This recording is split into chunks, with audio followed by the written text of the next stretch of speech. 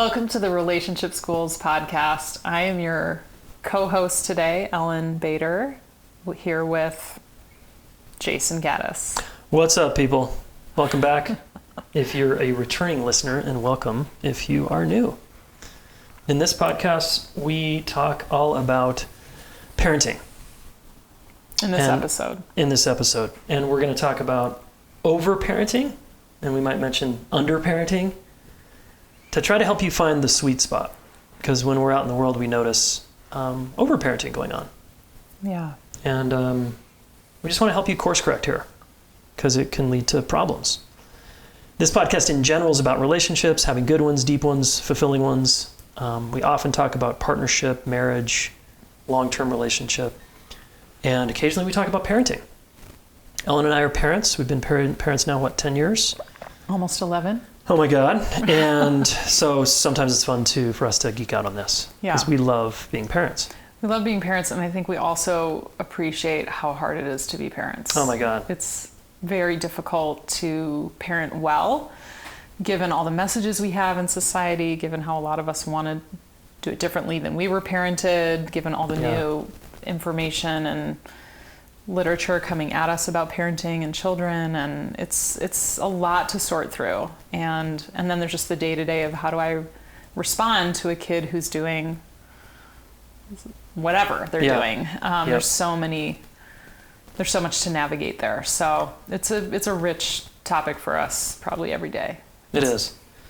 Yeah, and we notice a lot of people are in pain here because they're trying their best, and maybe their kid is acting out, or maybe the parent feels completely depleted or resentful or something. So we just wanted to offer some kind of perspective here and a few suggestions on maybe what you could do differently here. Yeah, and if nothing else, just to be curious, inquisitive, reflecting. I think that as parents, we really need to keep those muscles strong around being able to reflect on our own reactions, behaviors, choices, and be curious about who we are and what we value and how we want to raise our kids. There's a lot to consider there. So you can throw this into all the things you might be thinking about. Yeah, so we want you to self-reflect here, look in the mirror. I think the best parenting books and podcasts and advice out there are people who remind you to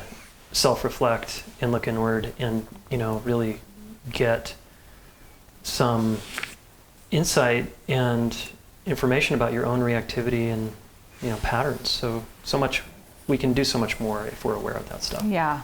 So we're not as into techniques or like, here's what you do if kinds of things, but more invested in having you be curious about where you're coming from, where you're wanting to go with your kids, with your family, and helping you be aligned there. Yeah, that's right. There's so many ways to do it.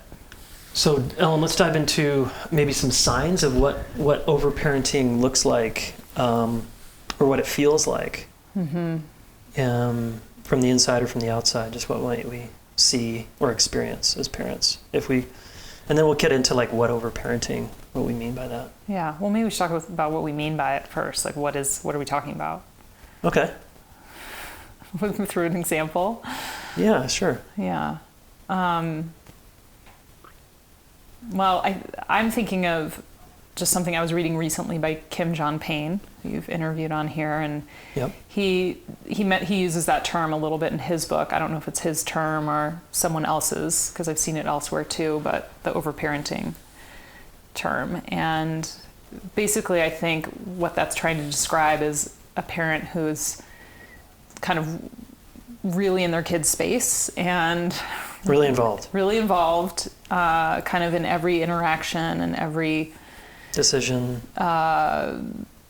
moment, and sort of trying to kind of overly navigate their child's world for them in a way that doesn't allow the child space to sort of have some of their own, find their own way, have some of their own feelings and reactions to things. Like, it's all being filtered constantly through the parents' words or perceptions, things like that. Yeah. And notice I'm saying child and not baby, because I think when our kids are babies, they need a lot more of our running interference, and interpreting their needs and interpreting them for other people. But as they start to, walk around and have some words and things, like it's like that's it's an interesting time as a parent, that time of like trying to figure out, okay, I know I've figured out how to be with a baby, and now I'm with a toddler, and now I'm with a 5-year-old or an 8-year-old. I mean, it keeps changing. So, what that looks like at each age could look a little different. Sure. Yeah. So that might be what what overparenting could be. I call it over-attachment parenting, because a lot of parents read about attachment literature and they start getting maybe excited or afraid that they're going to mess it up. Mm-hmm. Our parents grew up at a different time where it was more hands-off, more under-parenting. Yeah. Like, let your kids figure it out. Just, let them play outside and come home whenever they want, and you don't have to check in. And now it's like we're so connected with cell phones, and we can kind of text every hour where our kid is and want to know. And I have that part of me that's like, I want to, like a tracker device on my child to like follow them around. They don't have phones yet, but I guess we'll have to watch out for that when they do. Yeah. So just a few examples of what might this look like in your life or someone you know's life, where let's say you're a parent that your kids get emotional and upset. You are responding to those emotions, and then you're making decisions around your kids' emotions because they don't like something. So you'll back off a boundary. You'll be overly responsive, like, oh my God, they're crying again, I got to be there every second.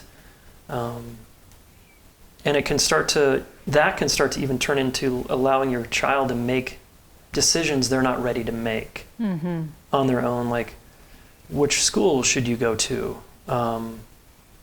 which friends you should have or hang out with. But if I get, I'm trying to think of another concrete example. What activities to do. Sometimes kids feel, if they don't feel like doing something one day, then it's like, oh, I guess we're not doing that anymore.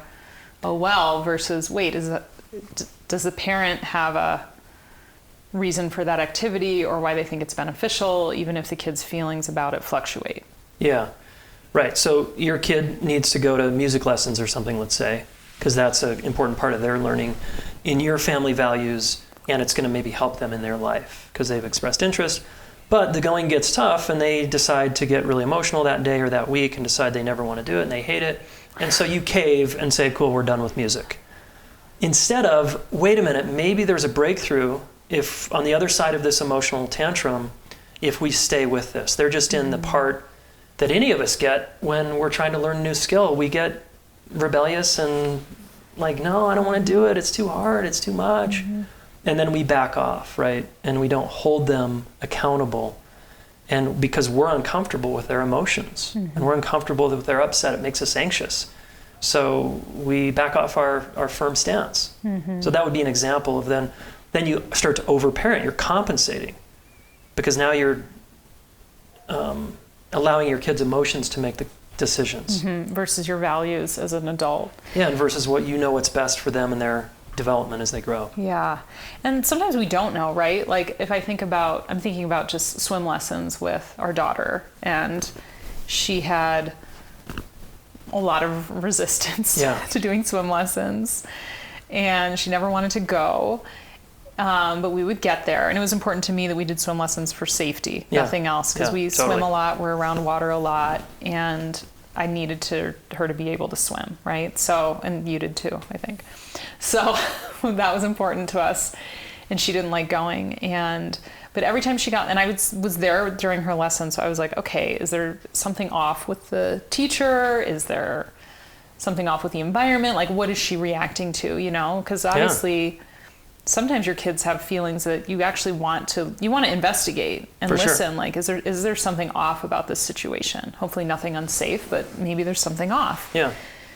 But after, watching her weeks and weeks and seeing that as soon as she got in the water, she'd come up with a smile and be great the rest of the lesson, I was like, okay, she's okay. Yeah. We're doing this. Yeah.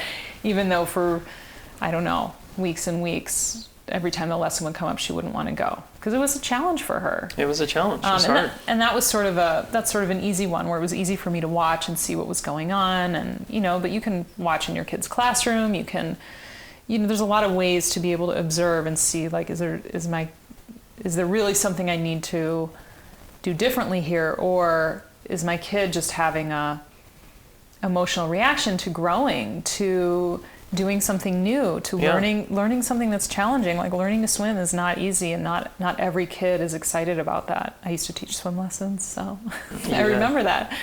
But I really always appreciated the parents who would stay there and help their kid get through those hard moments because it was so worth doing and so worthwhile, and the kids felt really good later. So I think you're speaking to how if we rush in too quick and sort of acquiesce or give in or give them something, like we don't actually get to see that there was actually potentially some growth or learning or competence coming online because we sort of swooped in and did something quickly. Yeah, to relieve them and ourselves. Exactly, both. But you got to be honest that sometimes you're trying to get away from and get relief from your own emotional discomfort and anxiety and fear.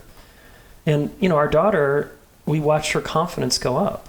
Oh, yeah. Like, the fact that she can swim and swim really well now, she feels really good about herself because of that. And so when we are in water in the summer or wherever, she can hang. And she's solid there. Yeah, and she loves it. And we could have, taken that opportunity away from her had we said, oh, this is, she just doesn't value swimming. It's not really in her values. It's too much. But we knew, it's part of our values, and it's a safety thing also. So it's really important to us to push her through the hard stuff, right? So you as a parent have to be, there's a couple things to really look at there. Is this, how important is this to our family values? Right. How important is this to what they claim they care about? Right, or to their general development. And their development as a human being, and again, depending on their age. So you got to ask yourself some of those questions. And am I trying to just get away from, this is just uncomfortable, I don't like seeing them suffer, because growing feels like suffering sometimes. Just stay curious there. Yeah, I'm thinking of I was talking with a mother this morning, and she has a 4-year-old, and she was just noticing, wow, we're getting into these battles now where it's like she wants something, if I don't give it to her, she gets super upset, and we have this huge tantrum experience. But then if I give her what she wants, then she's learning that that's how she gets what she wants. Exactly. And she was just feeling how she's like, God, I'm really in that squeeze with my kid right now, and was just talking about how to handle that or what to do, and it is hard. It is hard, but it does. And then to also figure out why is that happening, and there's so many variables. It's not nothing. None of this is straightforward. It's not straightforward. But again, if you're present as a parent, which I think is one of the best things we can offer our kids, is our presence.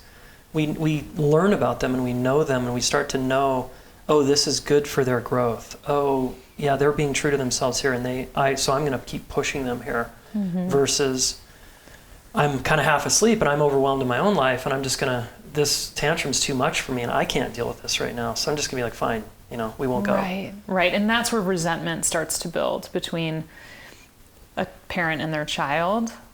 It's a place absolutely. where that can happen. Yeah. And I always think whenever I got to a place with one of our kids or both our kids where I started to feel resentful, you were always really good at helping me course correct at those times. And and I think it was just a wake-up call to both of us whenever we felt resentment about, I think it was mostly me more than you actually, where I'd feel resentful about the lack of sleep or sort of the routines we were in or how we were doing, how things seemed to need to happen for everyone to be okay. And you were always really great at helping me see that was a time, as soon as I was starting to feel resentful, that was a time to make a the even though every time we'd change a routine or, something the kids had come to expect, whether it was the way we did the way we did bedtime,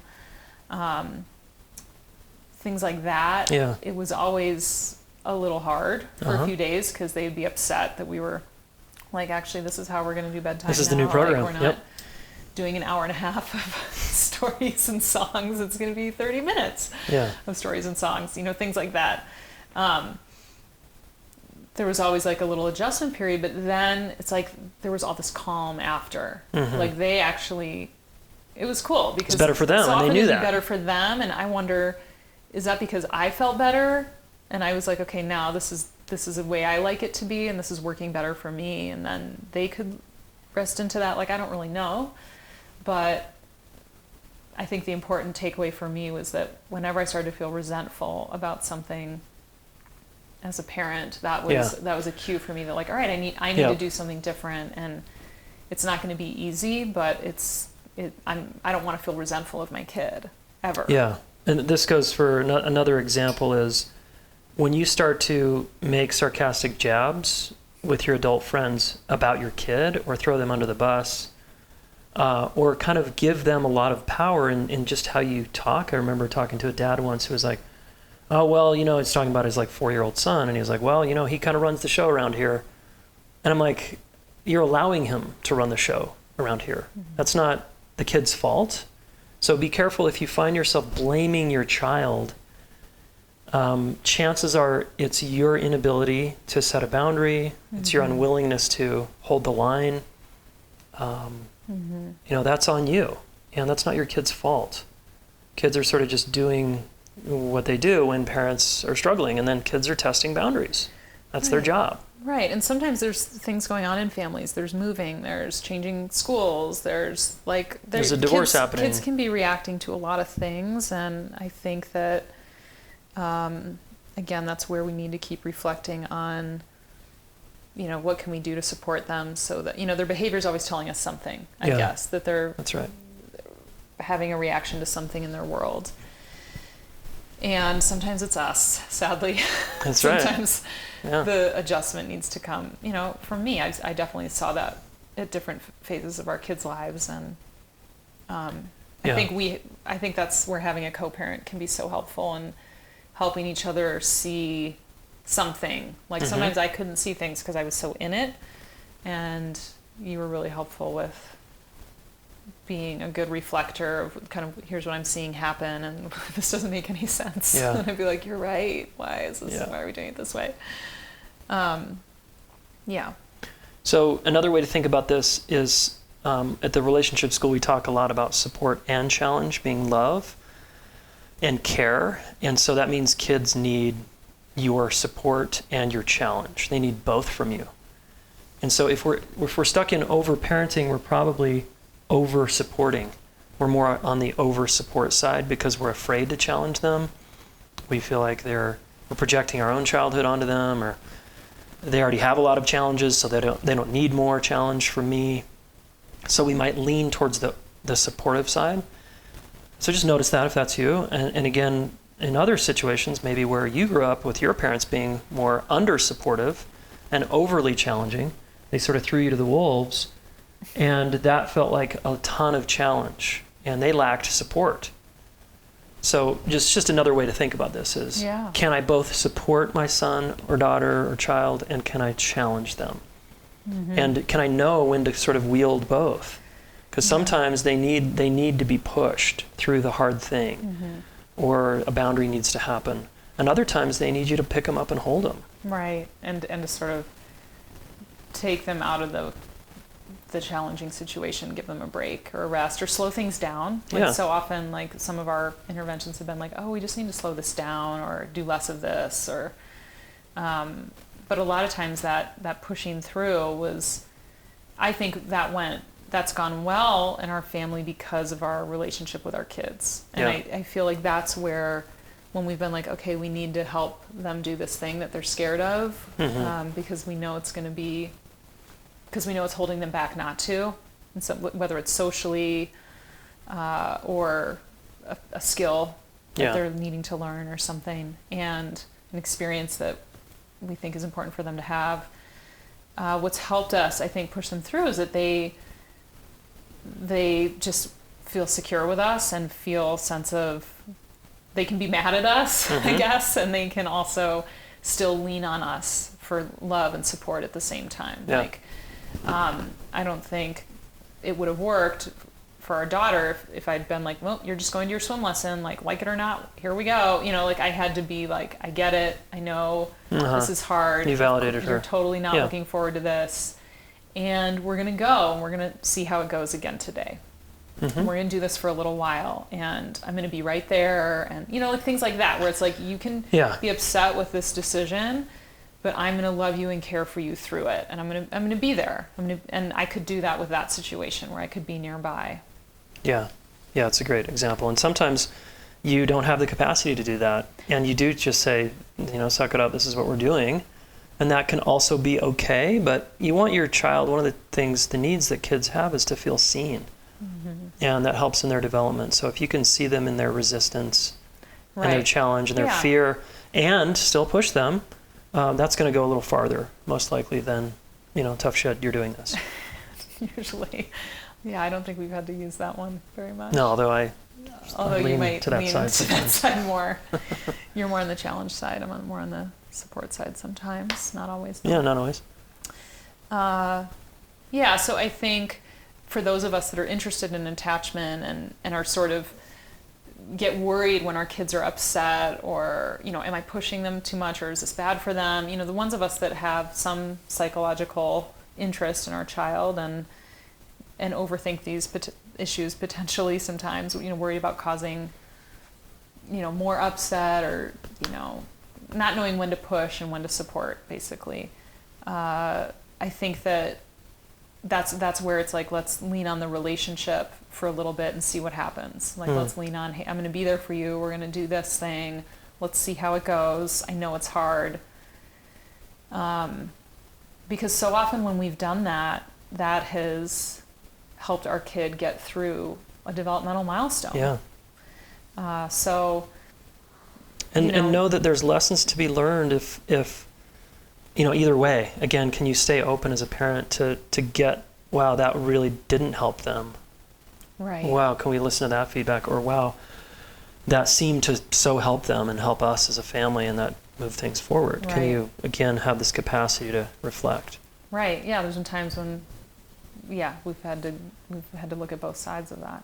Yeah. Yeah, because a kid can think they want to sign up for something, for this certain summer camp or a certain class or an extracurricular activity, only to find out they were just experimenting in their attempt to find their values and their North Star. They're just experimenting. And sometimes they're not going to like shit. And they're just going to be like, no, this sucked. But it can be another reminder of continue to get to know your child and what they truly care about and who they actually are. Then you can push appropriately. It's like, hey, you said and you are doing this. This is what you love to do, so we're going to keep pushing you here. As opposed to, you know, maybe they're just off course a little bit. Yeah. And they're kind of doing it to please you. Right. Or not get punished by you or something. Right. There's a lot of variables. That's where things can start to get a little harder to piece out. But, you know, the different ages are different things. Like a younger child, it's more like about sleep and meals and routines and, you know, things like what they get to do in the house or how they play with friends. And there's lots of opportunity, obviously, to keep establishing, you know, the relationship, the boundaries, and they need to keep evolving. Yeah, that's right. They change. Like you're not going to probably ever master this because it's a constant process of like harnessing a wild animal. Right. How do I be with them today? And oh my gosh, we just got this figured out and we're on to a new stage. And we're on to something else and we have a totally different issue and then navigating. I'm back in student mode as a parent and we want to encourage to get your student hat and keep it on for the rest of your life. Yeah. As a parent, because this moment you think you have it figured out, there's going to be a shift. And we want you to stay agile so you can adapt to your changing and growing child, you know? Yeah.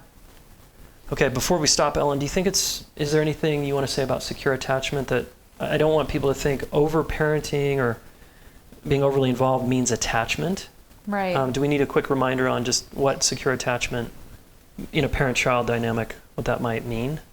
Well, so we're not confusing it. Well, what comes to mind as you ask that is like in cultivating secure attachment with a child, it's so based on attunement, which is this very kind of refined attention that a parent provides for a child. So, it is it's being able to track those signals for when a child is asking for more closeness or asking for more space.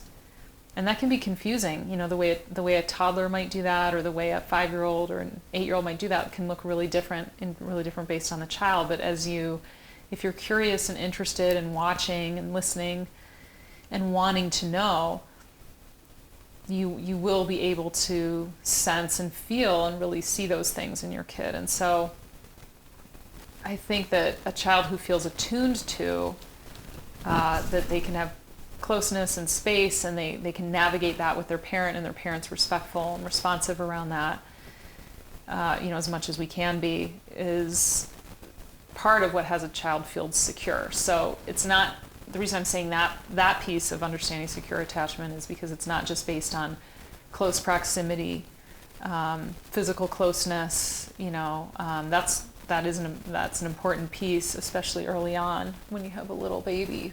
But as they get bigger and can come and go from you, there's a more refined understanding around what kind of space to give them and what kind of boundaries to give them. Mm-hmm.